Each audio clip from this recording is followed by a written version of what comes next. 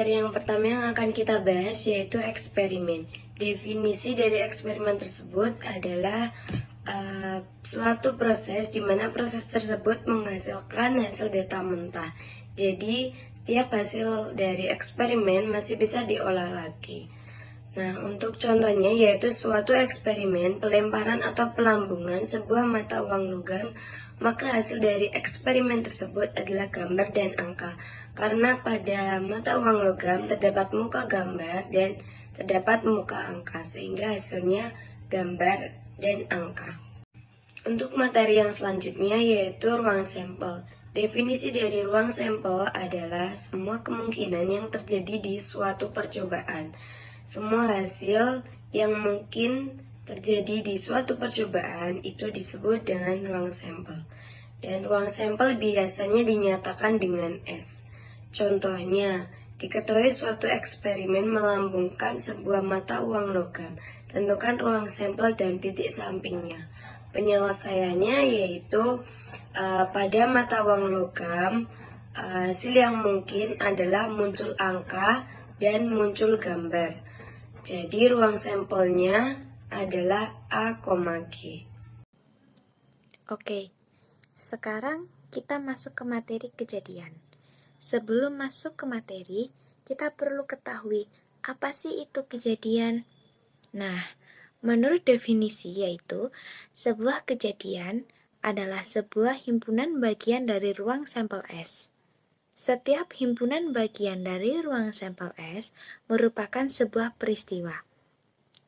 Nah, selain terdapat definisi, di dalam kejadian juga ada teorema-teorema yang berlaku. Nah, teoremanya itu yang berlaku tuh seperti teorema 5.1 ini. Nah, teorema 5.1 ini mengatakan bahwa pada ruang sampel S yang berhingga, banyaknya semua kejadian pada S adalah 2 × N dalam kurung S. Banyaknya anggota suatu sampel S dilambangkan dengan N dalam kurung S. Untuk yang selanjutnya yaitu konsep dasar peluang. Peluang adalah angka atau besaran yang digunakan untuk mengekspresikan seberapa mungkin sesuatu terjadi. Peluang dapat diekspresikan sebagai desimal, pecahan, ataupun persentase. Nah, pada peluang ini terdapat beberapa postulat.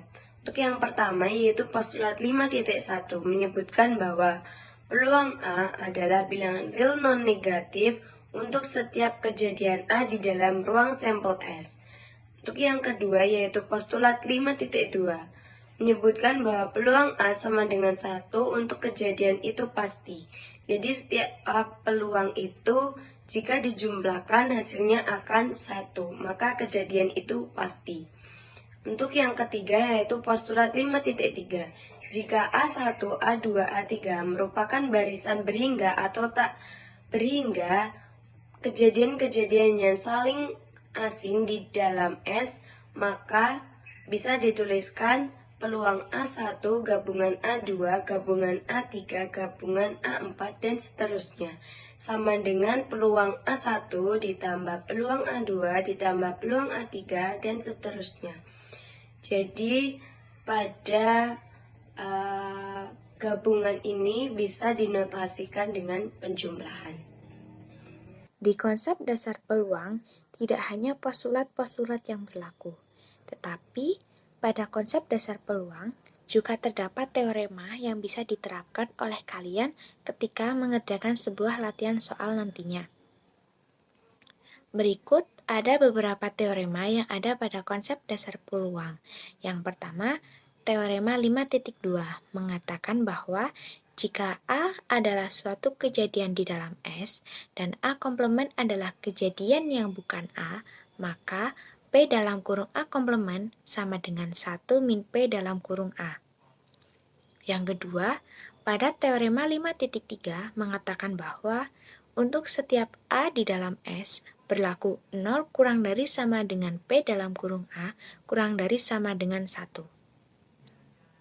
Yang ketiga, teorema 5.4 ini mengatakan bahwa peluang adalah kejadian A yang berupa himpunan kosong adalah 0.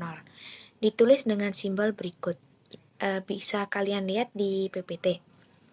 Yang keempat, teorema 5.5 mengatakan bahwa untuk suatu kejadian A dan B di dalam S berlaku P dalam kurung A gabungan B sama dengan P dalam kurung A ditambah P dalam kurung B dikurangi P dalam kurung A irisan B. Nah, ini teorema yang terakhir yaitu teorema 5.6 mengatakan bahwa untuk setiap A, B, dan C di dalam S berlaku P dalam kurung A gabungan B gabungan C sama dengan P dalam kurung A ditambah P dalam kurung B ditambah P dalam kurung C dikurangin P dalam kurung A irisan B dikurangi P dalam kurung A irisan C dikurangi P dalam kurung B irisan C ditambah P dalam kurung A irisan B irisan C. Dan yang terakhir lagi nih ada ketinggalan satu teorema, yaitu teorema 5.7 mengatakan bahwa jika A dan B kejadian di dalam S dan A himpunan bagian dari B, maka P dalam kurung A kurang dari sama dengan P dalam kurung B. Oke, sekarang langsung masuk ke latihan soal, biar kalian lebih paham dari materi yang sudah kami paparkan tadi. Nomor 1, diketahui 20 bola yang dimasukkan ke dalam kardus dengan diberi nomor 1 sampai 20. Jika diambil satu secara acak, berapakah peluang terambilnya bola dengan nomor kelipatan 3? Untuk penyelesaiannya yaitu yang pertama, kita perhatikan bahwa peluang terambilnya bola dengan kelipatan 3, maka kita tulis dahulu bilangan kelipatan 3 itu apa saja dari rentang angka 1 sampai dengan 20, yaitu ada 3, 6, 9, 12, 15, dan 18. Sehingga N dalam kurung A itu sama dengan 6. Kemudian sudah diketahui di soal jumlah bola itu ada 20, maka N dalam kurung S sama dengan 20. Nah, dari sini sudah diketahui nilai N dalam kurung A dan N dalam kurung S, maka kita langsung bisa menghitung berapa peluang terambilnya bola dengan nomor kelipatan 3 dengan menggunakan rumus P dalam kurung A sama dengan N dalam kurung A dibagi N dalam kurung S, yaitu sama dengan 6/20. Nah, ini bisa disederhanain dibagi 2 jadi 6, dibagi 2 jadi 3/10. Jadi, peluang terambilnya bola dengan nomor kelipatan 3 adalah 3/10. Untuk contoh soalnya yaitu suatu kotak berisi permen dengan varian rasa yang berbeda-beda. Di dalam kotak tersebut terdapat 20 permen dengan 4 varian rasa, 3 varian rasa mint, 7 varian rasa coklat, 6 varian rasa kopi, dan 4 varian rasa green tea.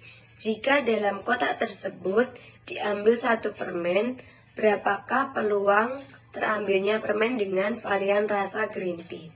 Nah, untuk penyelesaiannya, pertama kita menentukan banyaknya permen varian rasa green tea, yaitu 4 buah. Dan yang kedua yaitu menentukan banyaknya ruang sampel. Nah, ruang sampel di sini adalah berjumlah 20, karena di dalam kotak tersebut terdapat 20 permen dengan 3 rasa mint, 7 rasa coklat, 6 rasa kopi, dan 4 rasa green tea. Sehingga kita akan mencari peluang terambilnya varian rasa green tea.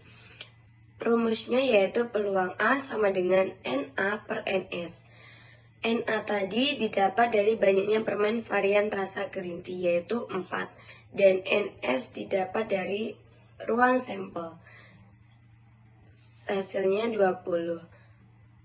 Sehingga peluang A sama dengan 4/20 dan disederhanakan menjadi 1/5. Jadi peluang terambilnya permen varian rasa green tea adalah 1/5. Selanjutnya nomor 3. Bayu sedang bermain ular tangga panjang. Pada permainan ini, Bayu menggunakan 2 buah dadu. Pada saat bermain, Bayu melempar 2 buah dadu sekaligus. Pertanyaannya, tentukan peluang muncul mata dadu yang dilempar Bayu berjumlah kurang dari 4 atau lebih dari 8. Nah, penyelesaiannya yang pertama yaitu kita mencari peluang kurang dari 5, yaitu dengan A, peluang kurang dari 5 itu ada 1,1, 1,2, 1,3, 2,1, 2,2, dan 3,1. Nah, itu berjumlah 6. Kemudian yang B itu kita mencari peluang lebih dari 8. Itu ada 6,3, 3,6, 6,4, 4,6, 5,6, 6,5, dan 6,6. Nah, ini berjumlah 7. Nah, kemudian N dalam kurung S-nya itu 36 karena di sini Bayu menggunakan 2 buah mata dadu. Nah, kemudian maka peluang dalam kurung A ini gabungan P dalam kurung B ini sama dengan P dalam kurung A ditambah P dalam kurung B dikurangi P dalam kurung A irisan B. Sama dengan tadi kan peluang A-nya itu 6, jadi itu 6/36 ditambah peluang B-nya itu 7/36 dikurangin peluang A irisan B. Nah, karena di sini pada A dan B itu tidak ada angka yang sama, maka peluang A irisan B itu 0. Jadi, sama dengan 13/36.